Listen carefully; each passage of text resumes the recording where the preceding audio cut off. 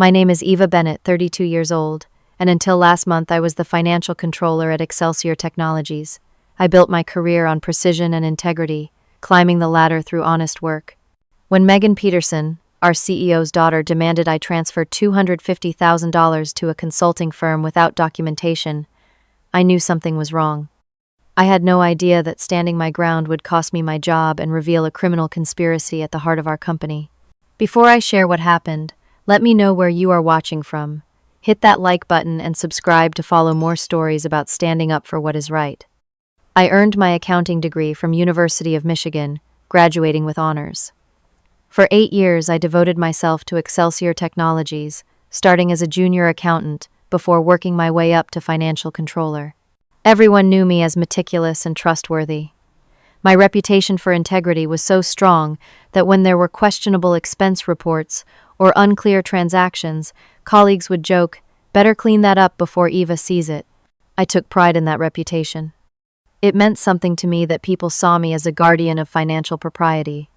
Excelsior Technologies had grown steadily over the years into a mid-sized tech company with just over 200 employees.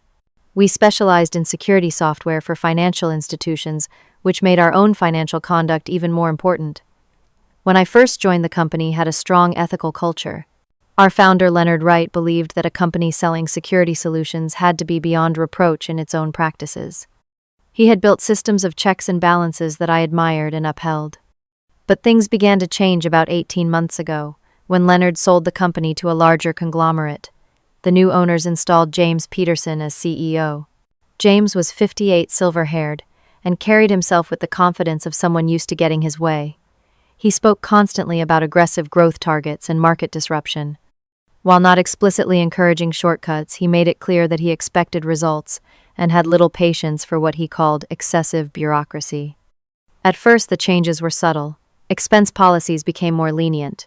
Approval thresholds were raised. The compliance team saw their budget cut. None of it was alarming on its own, but together the changes created an atmosphere where thoroughness was becoming less valued than speed. The most visible sign of the shifting culture came 6 months ago when James hired his daughter Megan as Special Projects Manager, a newly created position with an ambiguous job description and a surprisingly generous salary that I happened to see while processing payroll. Megan was 26, fresh from completing an MBA at a middling school, with no relevant experience in our industry. Her main qualification seemed to be her relationship to the CEO. My immediate boss, Daniel Harris, was the Chief Financial Officer. At 45, Daniel had been with the company almost since its founding. He used to be forthright and principled, the kind of finance leader who would stand firm on proper procedures. But since James took over, I had watched Daniel become increasingly nervous and compliant. Whenever I raised concerns about financial protocols being bypassed, Daniel would sigh and say, "Just make it work, Eva. We need to be team players here." My closest ally at work was Tiffany Wells, a 34-year-old HR specialist with a keen eye for office politics. Tiffany noticed things. She would drop by my office to share observations: how James would override decisions without explanation, how Megan was given access to meetings and information far beyond her role, how employees who raised questions were subtly sidelined. "Watch yourself with the Petersons," Tiffany warned me one day over lunch. "They run this place like a fiefdom now. James acts like criticism of Megan is criticism of him." Another person who noticed the changing dynamics was Nathan Taylor, a 29-year-old IT specialist who managed our financial systems. Nathan occasionally mentioned unusual system access requests or strange data queries, especially from Megan, who seemed to have an inordinate interest in our payment processing systems. My daily responsibilities at Excelsior were extensive. I oversaw all financial transactions, managed a team of 5 accountants, prepared monthly financial statements, and ensured compliance with accounting standards and regulations. Our procedures were clear. Major expenditures required proper documentation, multiple approvals, and thorough vetting of vendors. Wire transfers over $50,000 needed sign-off from both the department head and either the CFO or CEO, along with complete supporting documentation. These procedures existed for good reason. Our company handled sensitive client data and had access to financial systems. Trust was our product, and our internal controls reflected that, or at least they were supposed to. The first obvious sign of nepotism came when Megan was appointed. She received a corner office larger than those of directors who had been with the company for years. She was included in executive team meetings despite her junior status. When people asked what exactly her role entailed, the answer was always vague: special projects, strategic initiatives, or cross-functional coordination. Most concerning to me were the early red flags about James Peterson's leadership approach. He frequently talked about moving fast and breaking things, and dismissed concerns about process as getting lost in the details. During one memorable budget meeting, when our compliance officer suggested increasing resources for internal audit given our growth, James cut him off. "We are not going to strangle this company with red tape," he declared. "I was brought in to drive growth, not to build a bureaucracy." I remember exchanging glances with Daniel, who quickly looked down at his notes. In that moment, I realized that the financial integrity I valued so highly might no longer be the priority for Excelsior's leadership. Little did I know how dramatically this philosophical difference would affect my career and my life in the coming weeks. It was late Friday afternoon, almost 5:30, when Megan Peterson burst into my office without knocking. I was reviewing month-end reconciliations, trying to clear my desk before the weekend. Megan wore a designer dress that probably cost more than my monthly salary, her blonde hair perfectly styled, exuding the confidence of someone who had never been told no. "Eva, I need you to process a wire transfer right away," she announced, dropping a single sheet of paper on my desk. No greeting, no pleasantries, just a demand. I picked up the paper. It was a basic invoice from a company called Pinnacle Strategies for strategic consulting services in the amount of $250,000. The invoice had minimal information, just a company name, a generic description, a dollar amount, and wire transfer details. "This is for an amazing consulting opportunity," Megan explained, remaining standing as if she expected this would take only a minute. "Pinnacle Strategies has connections to all the major players in the financial sector.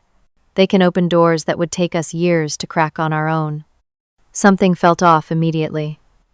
In my 8 years at Excelsior, I had processed hundreds of vendor payments.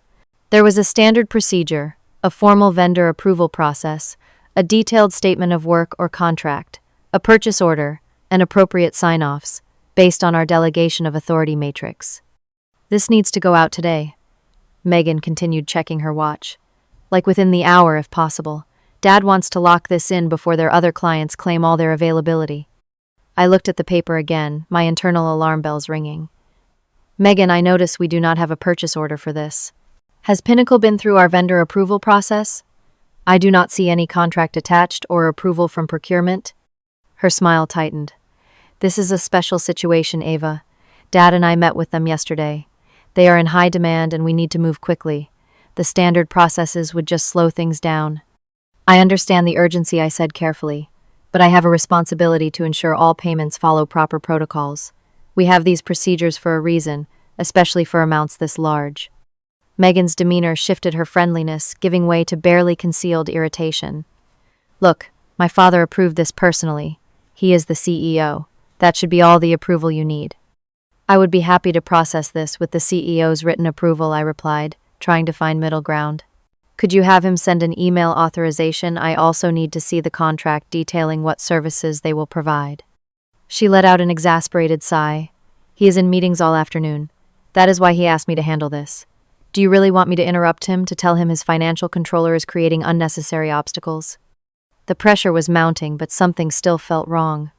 $250,000 was a significant sum, almost 15% of our quarterly operating budget, and for what a vaguely described consulting service from a company I had never heard of. "Let me just do a quick check on this vendor, since they are new," I said, turning to my computer. I searched for Pinnacle Strategies in our vendor database. Nothing. Then I searched online while Megan paced impatiently behind me. What I found raised more red flags. Pinnacle Strategies had been incorporated just 3 weeks ago. Their website was slick but contained almost no specific information about their services, expertise, or team members. Just vague statements about transformative business solutions and unparalleled network access. The company address listed on their website was for a virtual office complex that provided mail forwarding and reception services, but no physical office space. I called the phone number listed, and it went to a generic voicemail that did not even mention the company name. "Megan, I have some concerns about this vendor. I said carefully. They appear to be very new with limited history or credentials we can verify. Before transferring such a large sum, we really need to perform proper due diligence. Her face flushed with anger. Are you suggesting I have not done my research, or that my father does not know what he is doing? We met with their team. They are legitimate. I am just following our financial controls, I explained. For a transfer of this size to a new vendor, we need proper documentation and approvals. It is my job to ensure that. Megan checked her watch again, visibly fuming. Fine. What exactly do you need? A formal contract outlining the services they will provide, deliverables and terms. A completed vendor setup form with their business details for our records. And either the CEO or CFO needs to approve the payment in writing, as per our policy for amounts over $50,000. I could see her calculating whether it was worth the battle. Finally, she snatched the invoice back from my desk. It is too late to get all that paperwork together today anyway, I added, seeing an opportunity for a graceful exit from this confrontation. The bank cutoff for same-day wires is 5:30, and it is already 5:25. We can pick this up on Monday when we have all the proper documentation. Megan glared at me, her expression hardening. You know, Eva, my father values employees who can recognize opportunities and move quickly, not people who hide behind procedures and create roadblocks.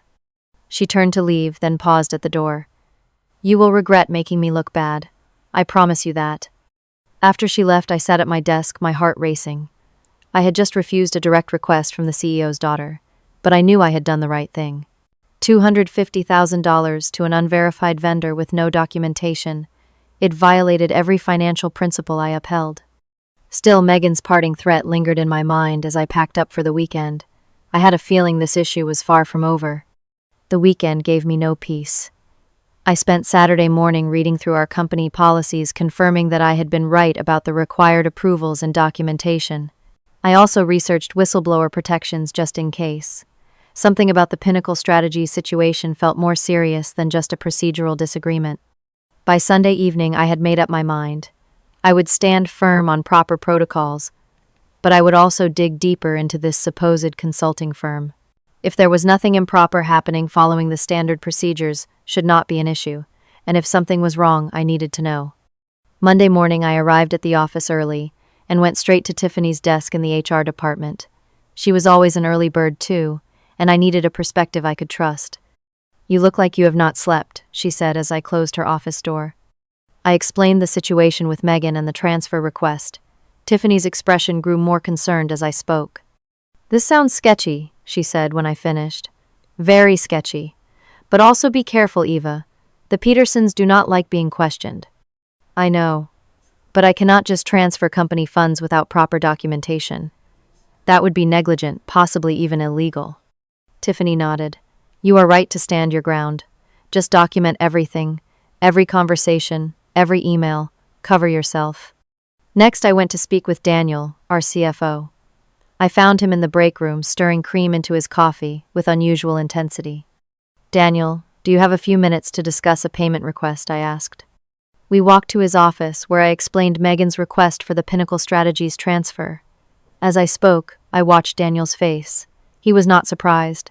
That itself was telling. Has Megan spoken to you about this consulting firm? I asked. Daniel sighed, rubbing his temples. Yes, she mentioned they were bringing them on for some strategic work.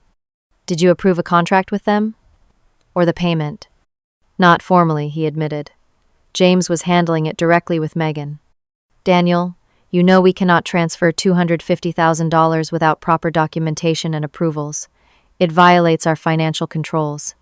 He would not meet my eyes. Eva, sometimes we need to be flexible. James is driving a new vision for the company. Flexible is one thing. Bypassing all financial controls is another. Have you even seen what services this firm is providing? Do you know anything about them? Daniel's discomfort was palpable. Just make it happen, Eva. Trust me, it is not worth the battle.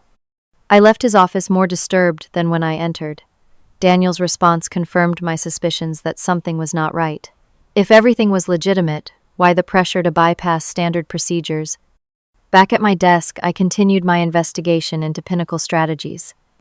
I searched business registration databases and found that one of the listed directors shared Megan's maternal maiden name.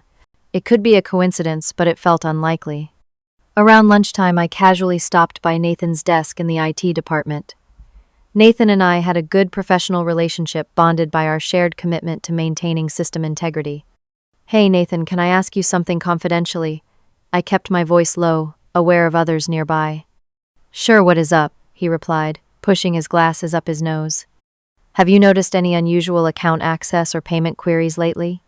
Particularly from Megan Peterson, or related to consulting firms?" Nathan glanced around before responding. "Funny you should ask.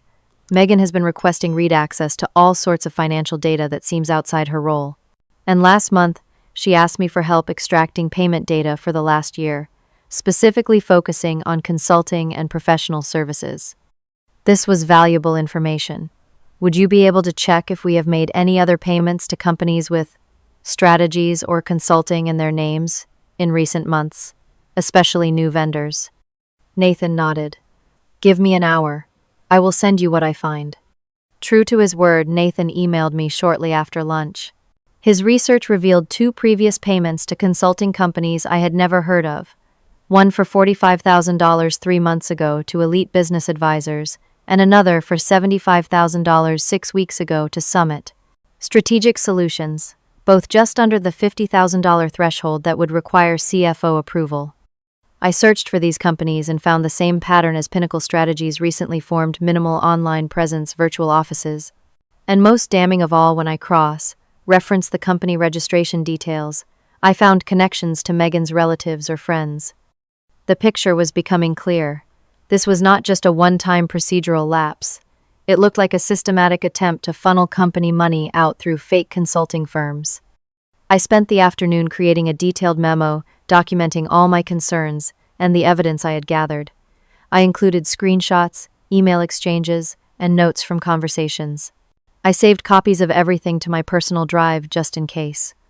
Then I drafted a formal email declining the transfer request for Pinnacle Strategies. I kept it professional and focused on procedural requirements rather than accusations. After reviewing the requested payment to Pinnacle Strategies, I am unable to process the transfer at this time due to insufficient documentation per our financial controls policy. To proceed, we require a formal contract detailing services, deliverables, and terms, completed vendor setup documentation, and written approval from either the CFO or CEO as required for amounts exceeding $50,000. I am happy to process this payment once all required documentation is provided. I copied Daniel and our compliance officer, Joyce Hamilton. My hand hovered over the send button for several seconds before I finally clicked it.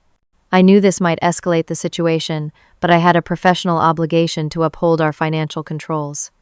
The response was almost immediate. My phone rang less than 5 minutes after sending the email. It was Megan, and she was furious. "Who do you think you are?" she demanded without preamble. Copying the compliance officer on that email was completely unnecessary and unprofessional. "I was simply following our payment approval procedures," I replied calmly. "Joyce needs to be informed of any compliance concerns." "There are no compliance concerns. This is a legitimate business expense that both the CEO and CFO are aware of." "Then there should be no problem providing the required documentation," I countered. There was a pause before Megan spoke again, her voice cold and controlled. "My father will hear about this. You have made a serious mistake, Eva." The line went dead. I sat back in my chair, adrenaline coursing through me. I had just directly opposed the CEO's daughter documenting my concerns about potentially fraudulent payments. I knew there would be consequences, but I also knew I had done what was right. The rest of the afternoon passed in a haze of anxiety and determination. I made sure all my documentation was in order and secure. Several colleagues noticed my tension, but I kept the details to myself. This situation was too volatile to discuss openly. As I left the office that evening, I caught Daniel watching me from his office, with an expression of pity mixed with fear. He knew what was coming. So did I. Tuesday morning arrived with an atmosphere so tense it felt tangible. The moment I stepped off the elevator, I sensed something had changed. Conversations stopped as I walked by. Colleagues avoided eye contact. Tiffany gave me a concerned look from across the open office area. At 9:15, an email arrived from James Peterson's executive assistant, Mr. Peterson. "Requests your immediate presence in his office." No explanation, no pleasantries. I took a deep breath, gathered my documentation about Pinnacle strategies, and made my way to the executive floor. I had done nothing wrong. In fact, I had done exactly what my job required. I would explain the financial controls calmly and professionally. The executive assistant nodded grimly as I approached. Go right in. They are expecting you. They. The word registered as I opened the door to find not just James Peterson behind his massive desk, but Megan standing beside him, arms crossed, a satisfied expression on her face. Eva, sit down. James did not look up from the papers in front of him. I took the chair facing his desk, keeping my posture straight and professional. It has come to my attention, James began, his voice measured, but cold, that you have refused to process a payment that is vital to our strategic growth. And worse, you have implied impropriety in your communications about it. Sir, I was simply following our established financial protocols, I replied. A transfer of that size requires proper documentation and approvals. I would be happy to process it once those requirements are met. James finally looked up, his eyes hard. The approval requirement was met. I approved it. With all due respect, sir, our policy requires written approval and supporting documentation for audit purposes. I have not received either. Megan stepped forward. This is exactly the kind of bureaucratic mindset that holds companies back. Pinnacle Strategies offered us an exclusive opportunity that required quick action. Now we might lose it because of your inflexibility. I maintained my composure. Our financial controls exist to protect the company. They are not arbitrary obstacles. I am the CEO, James said, his voice rising slightly. I decide what protects this company. Additionally, I continued, knowing I was on dangerous ground but unable to stay silent. I have concerns about Pinnacle Strategies itself. The company was formed only 3 weeks ago, has no established track record, and appears to have connections to family members. The atmosphere in the room shifted instantly. James stood up, his face flushing. You investigated my family's connections. I performed standard vendor due diligence, I corrected, which revealed some concerning patterns, including similar payments to other recently formed consulting companies with family connections. Megan stepped closer to her father. She is accusing me of something, Dad. This is outrageous. I kept my voice level. I am not making accusations. I am raising legitimate concerns about financial controls and vendor selection based on factual findings. James slammed his hand on the desk. That is enough. You have overstepped your role. Financial controllers execute payments. They do not conduct investigations into executive decisions. Actually, ensuring proper use of company funds and compliance with financial controls is precisely my responsibility, I replied. James and Megan exchanged a look. Then James straightened and adjusted his tie. Eva, you are terminated effective immediately. Despite expecting this outcome, the words still hit me like a physical blow. 8 years of dedicated service ended in an instant for doing my job with integrity. On what grounds, I asked, my voice somehow remaining steady. Insubordination, undermining company leadership, creating a hostile work environment. James listed the fabricated reasons without hesitation. Security will escort you to collect your personal items. As if on cue, the door opened, and our head of security, Frank Williams, entered, looking uncomfortable with his assignment. This is a mistake, I said, standing up, and I believe it may be retaliatory action for raising legitimate financial concerns. That is enough, James snapped. You will be receiving formal termination paperwork from HR. Your final paycheck will include 2 weeks of severance, which is more than generous given the circumstances. I looked directly at Megan, whose triumphant expression had returned. The truth has a way of coming out, I said quietly. Her smile faltered just slightly. Frank gently indicated the door. Come on, Eva.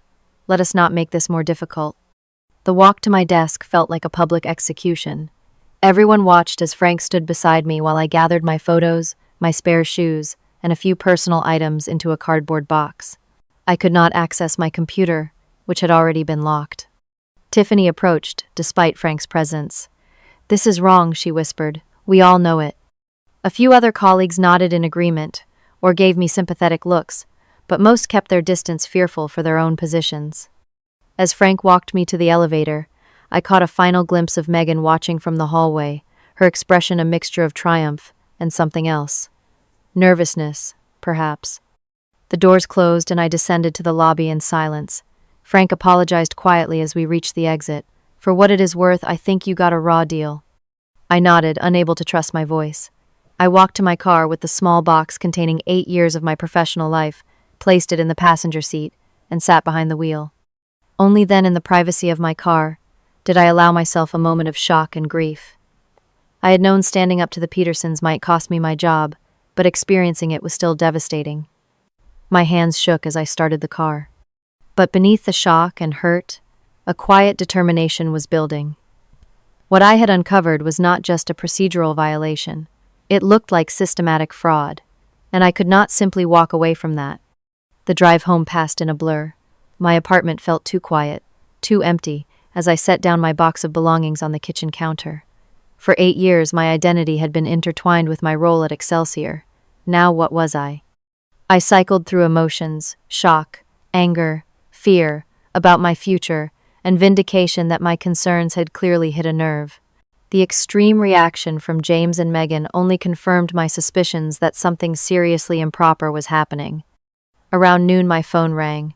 It was Nathan from IT. "Eva, are you okay?" We heard what happened.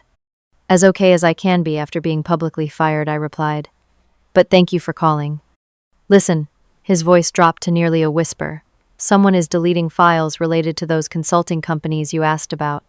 I came in early and noticed unusual system activity. They are wiping records." My heart raced. "Are you sure?" "Positive. Payment records for Elite Business Advisors and Summit Strategic Solutions have been modified, and someone tried to delete all searches related to Pinnacle Strategies from the system logs." "Can they do that?"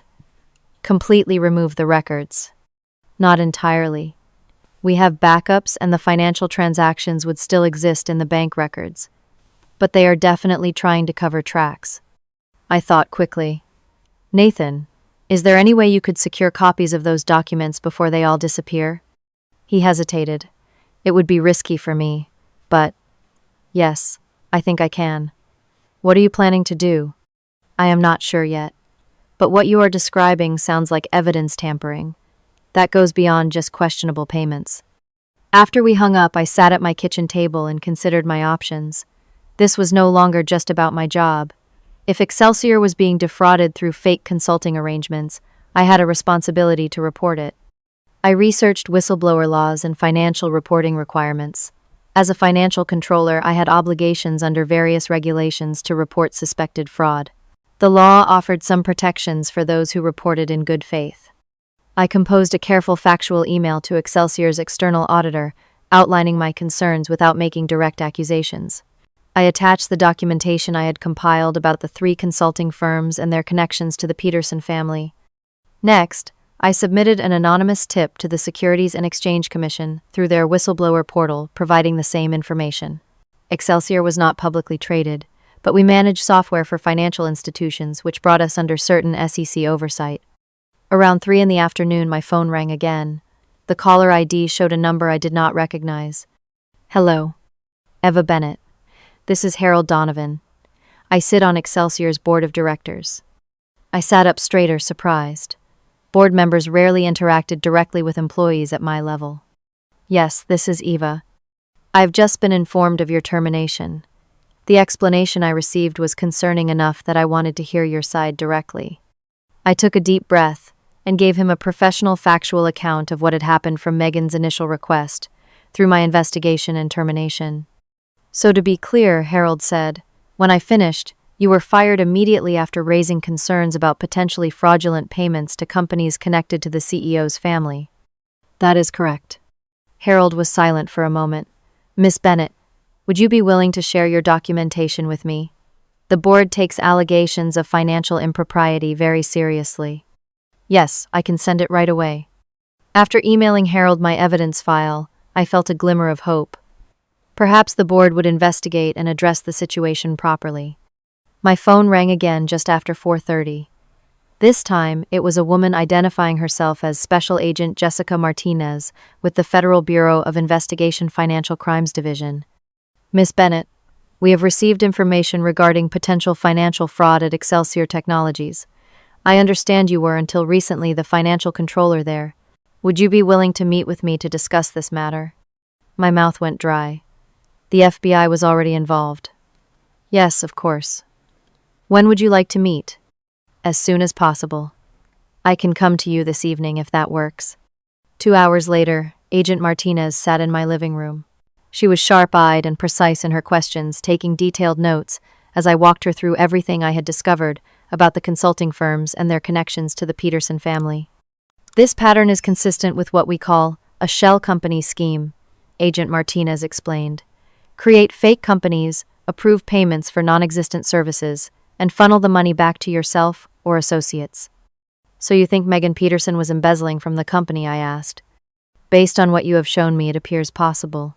We have actually been monitoring several shell companies with similar patterns in the area. Your information connects some important dots for us.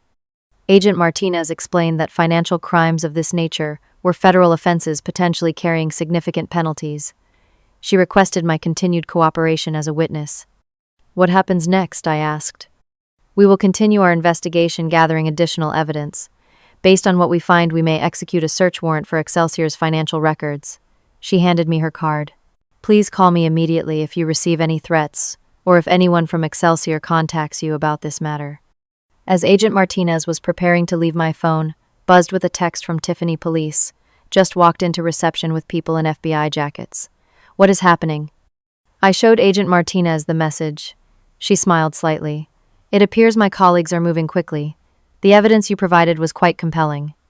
I sat down heavily, the reality sinking in. Just 1 hour after I had been escorted out of the building, law enforcement was walking in. My stand for financial integrity had set in motion consequences I could never have imagined that morning. Over the next few days, I received a steady stream of texts from former colleagues describing the chaos at Excelsior. Tiffany was my primary source of information, sending updates whenever she could do so discreetly. FBI agents and forensic accountants everywhere she texted the morning after the initial raid. They have taken over the conference room as their base.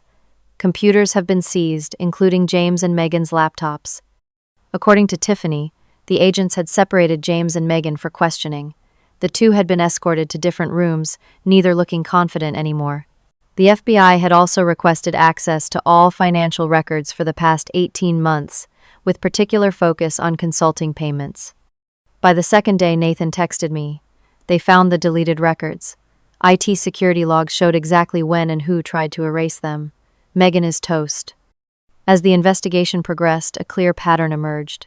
The forensic accountants discovered that Megan had been systematically embezzling company funds through various shell companies for nearly a year.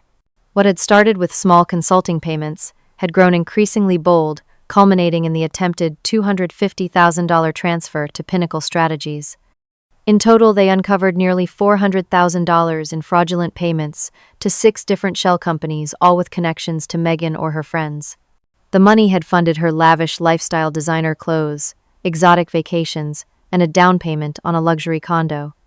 The story broke in local business journals 5 days after my termination. Excelsior Technologies under federal investigation for financial fraud. The articles detailed how federal authorities were investigating allegations of embezzlement through fraudulent consulting arrangements. While the reports did not name Megan specifically at that stage, they mentioned that the investigation centered on a high-ranking executive with family connections to leadership. Tiffany informed me that the board of directors had called an emergency meeting and placed James Peterson on administrative leave pending the investigation results. Daniel Harris, our CFO, was also suspended, as his failure to maintain financial controls had enabled the fraud. The board appointed Harold Donovan as interim CEO, Tiffany wrote. First thing he did was call an all-hands meeting to assure everyone that the company is cooperating fully with investigators and that jobs are secure. A week after my termination, I received a call from Harold Donovan himself. Miss Bennett, I want to personally thank you for your integrity in this situation. Your actions, while costly to you personally in the short term, have likely saved this company from much worse damage. I was just doing my job, I replied, though his words were validating. We would like to have you return to Excelsior with a promotion to Vice President of Finance and a significant compensation adjustment. The board feels strongly that we need someone with your ethical standards in a leadership position.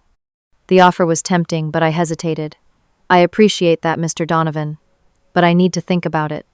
The culture that allowed this to happen will take time to change. I understand completely, and please know that whether you return or not, the board recognizes that you are owed significant compensation for wrongful termination.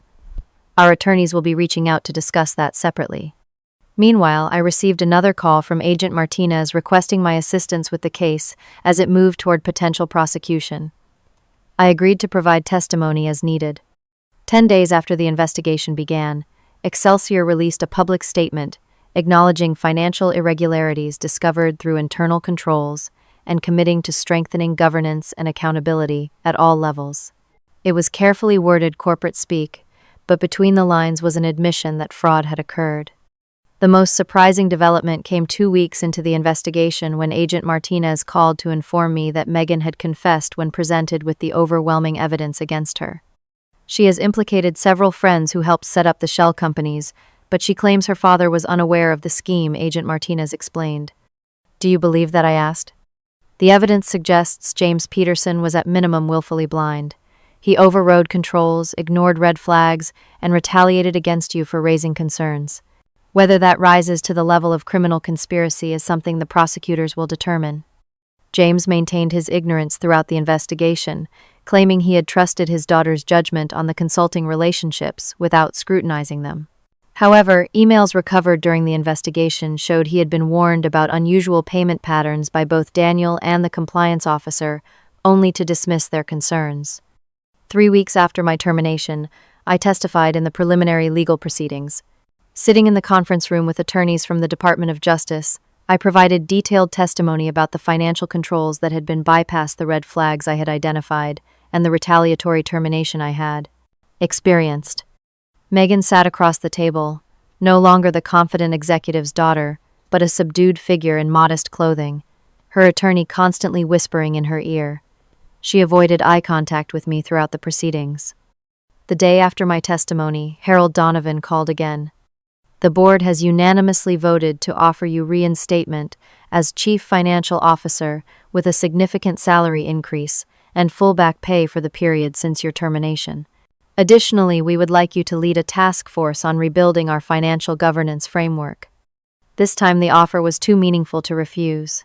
Excelsior needed ethical leadership to recover from this scandal, and I was in a unique position to provide it.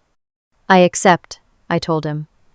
"On one condition: complete autonomy to implement proper financial controls without interference." "You have the board's full support," Harold assured me. "We have learned our lesson about the importance of strong financial governance." As the legal proceedings continued, the company began the difficult process of rebuilding its reputation and culture. James resigned in disgrace but avoided criminal charges due to insufficient evidence of his direct knowledge of the fraud. Megan accepted a plea deal that included restitution, a fine, and a suspended sentence contingent on community service. My return to Excelsior was both triumphant and challenging. Some colleagues welcomed me as a hero who had stood up for integrity. Others were more reserved, perhaps uncomfortable with the upheaval or their own silence during the previous regime. But day by day, the culture began to shift. With the board's backing, I implemented robust financial controls, enhanced whistleblower protections, and a transparent vendor approval process. Most importantly, I worked to create an environment where raising concerns was valued, not punished. 6 months after my firing and rehiring, Excelsior had stabilized. The scandal had faded from the headlines, though not from institutional memory. We had emerged stronger with a renewed commitment to the ethical foundation that had originally made the company successful. 6 months into my new role as Chief Financial Officer at Excelsior Technologies, I found myself standing before the entire company at our annual meeting. The room looked different from this vantage point, and I felt different too. Stronger, more confident, but also more humble. When I joined Excelsior 8 years ago, I believed in our mission to provide security and trust to our clients. That mission was tested last year not by external threats, but from within. The lesson we learned is that integrity is not a department or a policy manual. It is a daily choice made by each of us. The journey of healing had not been easy for me or for the company. The first weeks after returning had been awkward and sometimes painful. Colleagues who had remained silent during my termination now sought to explain their inaction. Others who had supported me quietly now stepped forward as allies in rebuilding. Tiffany had become not just a colleague, but a true friend. Our shared experience during the crisis had forged a bond that extended beyond the workplace. We often met for dinner to discuss the ongoing changes at Excelsior, but also to talk about life dreams and the future. "You know what still amazes me," Tiffany said during one of our dinners. "How you maintained your composure throughout the whole ordeal. I would have been screaming or crying." I laughed. Trust me, there was plenty of that at home. But in the moment, I just kept focusing on what was right, not what was happening to me personally. The news about Megan came in dribs and drabs. She had accepted a plea deal that required full restitution of the embezzled funds plus a substantial fine. She avoided jail time but received 5 years of probation and 2,000 hours of community service at a financial literacy nonprofit for low-income communities. There was poetic justice in that assignment. James Peterson had managed to avoid criminal charges due to lack of evidence that he had direct knowledge of the fraud. However, his reputation in the industry was shattered. No company would touch him for an executive role. Last I heard, he had moved to Arizona to consult for small businesses, though I doubted many were hiring. The board of directors had been completely restructured. Harold Donovan remained as CEO, bringing a steady ethical leadership style that prioritized sustainable growth over flashy metrics. 3 new board members with backgrounds in corporate governance and compliance had been added, creating a much more robust oversight function. My professional reputation had not just recovered, but soared. I had received the Corporate Ethics Leadership Award from our industry association, an honor that recognized individuals who had demonstrated exceptional ethical leadership in challenging circumstances. More meaningful than the award was the culture shift I witnessed daily at Excelsior. Employees now felt empowered to raise concerns without fear. Managers understood that compliance was not an obstacle but a foundation for sustainable success. We had implemented a robust whistleblower program and transparent financial reporting that went well beyond regulatory requirements. The personal growth from this experience had been profound. I had discovered strength I did not know I possessed. Standing alone against pressure from the highest levels of the company had been terrifying, but also clarifying. When everything else was stripped away, I still had my integrity. There had been dark moments too, the weeks of unemployment and uncertainty, the questioning whether I had done the right thing, the anxiety about my professional future. But those moments had passed, leaving behind a more resilient version of myself. One of the deepest lessons I had learned was about the true cost and value of integrity.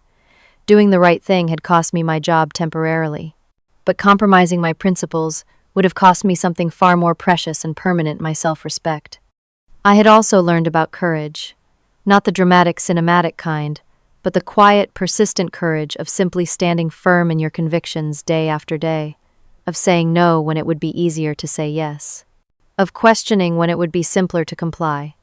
As I concluded my speech to the company, I shared this perspective.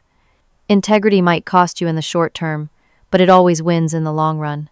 Not because the world is fair, it often is not, but because you carry your choices with you forever. Choose actions you can live with, even when they are difficult. The response was a standing ovation that left me blinking back tears. This company that had once escorted me out the door now stood to honor the very principles that had led to that moment. After the meeting, a young accountant approached me. "I joined right after everything happened," she said. "But your story is why I wanted to work here. I wanted to be at a company where doing the right thing matters." That perhaps was the most meaningful outcome of all. The ripple effect of one person's choice for integrity, creating space for others to make the same choice. Today, Excelsior is thriving. Our client base has actually grown, many citing our transparent response to the crisis as evidence of our commitment to ethical business practices. We have become a case study in corporate ethics courses at several universities. As for me, I sleep well at night, not because everything is perfect, but because I know that when faced with a critical choice between what was easy and what was right, I chose right, and that has made all the difference. Have you ever been in a situation where you had to choose between what was easy and what was right? What did you choose, and how did it affect your life afterward? I would love to hear your stories in the comments below. And if you found value in my experience, please like this video, subscribe to the channel, and share with anyone who might be facing ethical dilemmas in their own workplace. Remember, your integrity is your most valuable asset, and sometimes one person standing up for what is right can change an entire system. Thank you for listening to my story.